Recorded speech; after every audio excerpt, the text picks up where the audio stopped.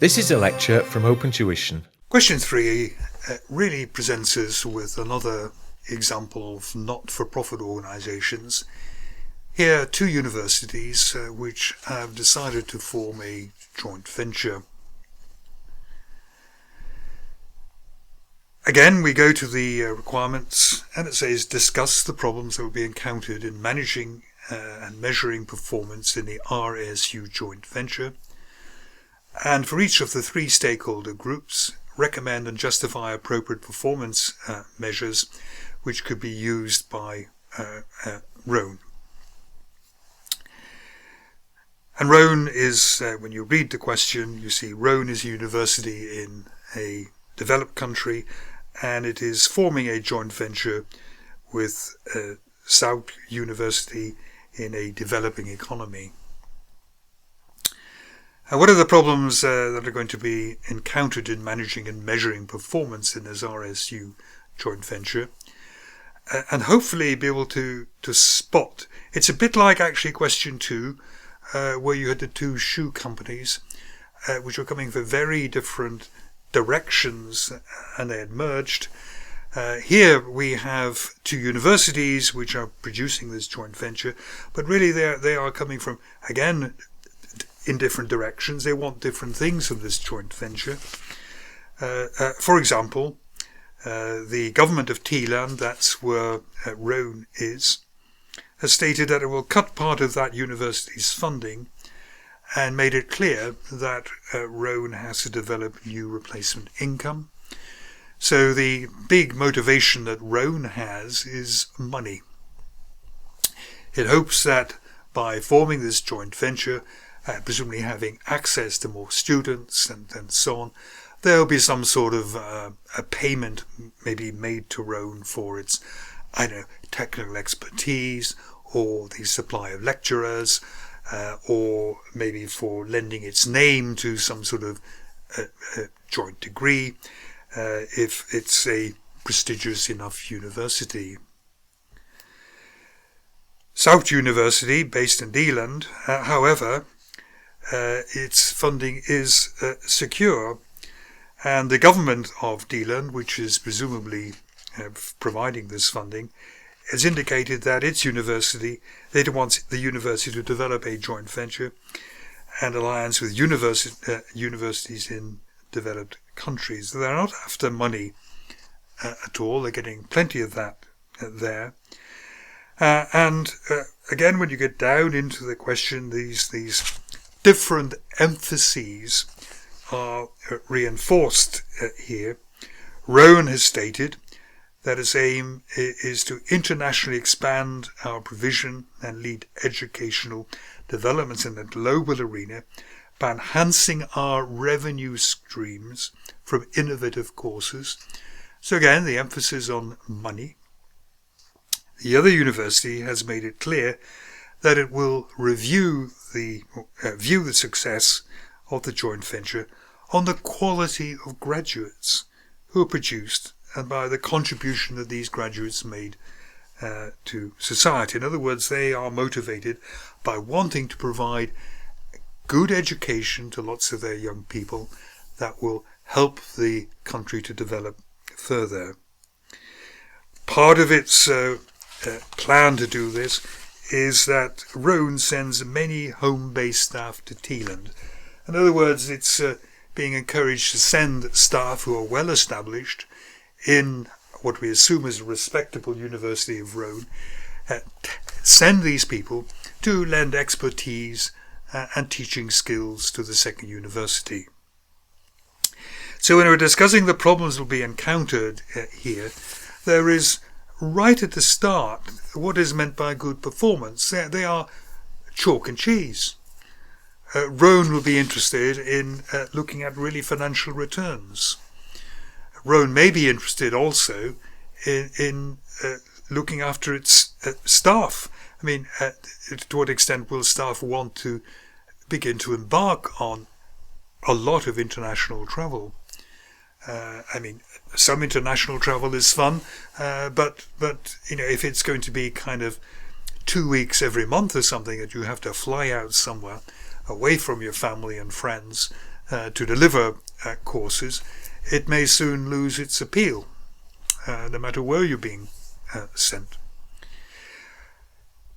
The other university will be interested in measuring performance based on some sort of educational criteria. The number of people who graduate, perhaps, maybe some sort of international ranking of the university. Maybe, if people are graduating with, let's say, an accounting degree, that this will give certain exemptions in international professional qualifications. They're not really interested in so much in what it costs, whereas Roan would be interested in potentially lured into trying to do this on a shoestring budget, to do the minimum possible way of input and to extract the maximum possible by way of fees from this other university.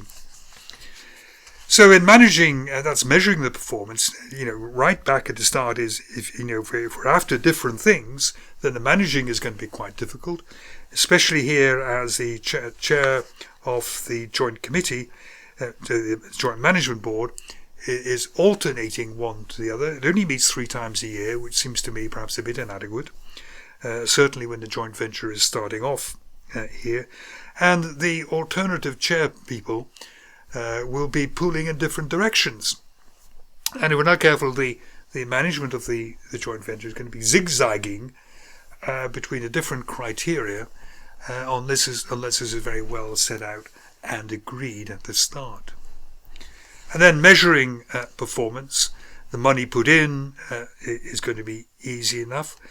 The money that Roan extracts is going to be easy enough. But it might be more difficult for the other university who's looking at the quality of education and so on, the quality of teaching, the skills which are maybe transferred to its own staff. That will be rather more difficult for it to measure. But interesting that question 2 and question 3 have got in a way the same idea, that we have got 2 bodies of undertaking really, which maybe have different people employed there, that maybe those people have got different ambitions themselves, and certainly the 2 institutions have got their eyes on different prizes coming out from this joint venture.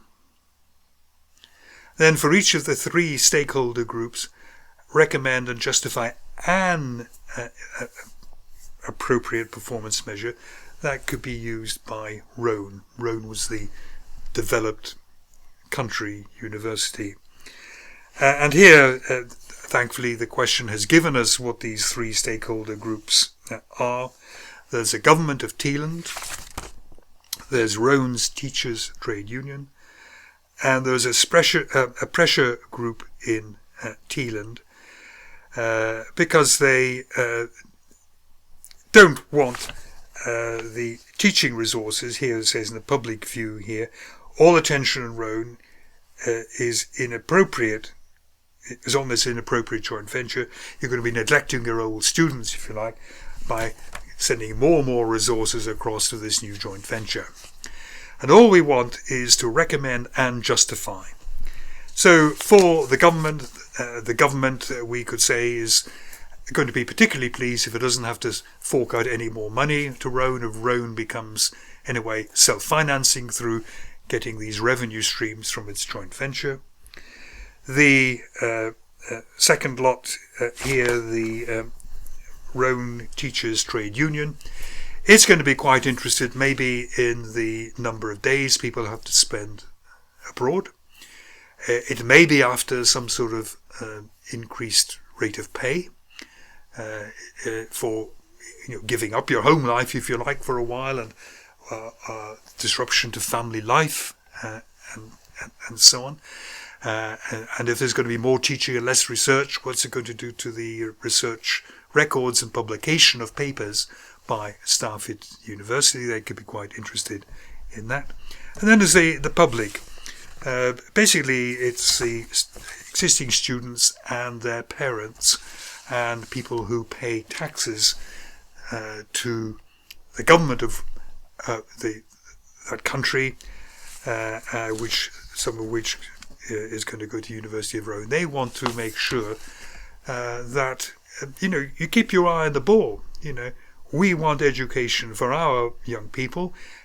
We have no objection to giving good education to people abroad, but we don't want the resources and the qualities of education going to our young people to go down.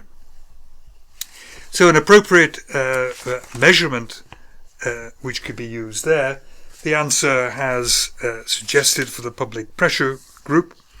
You could be looking at how much time is spent by staff of Rome there. We could be in absolute terms and measured month by month and so on. We could be looking maybe at the contact hours of your own students. So if somebody goes abroad, it doesn't just for 2 weeks, it doesn't just mean there's 2 weeks less contact hours at home. It means maybe what you do is recruit more staff to help to, if you like, fund the teaching abroad so that your own students aren't suffering. As long as you can justify it, it's actually, and explain why you think it should be there, it's really quite difficult not to give you a mark.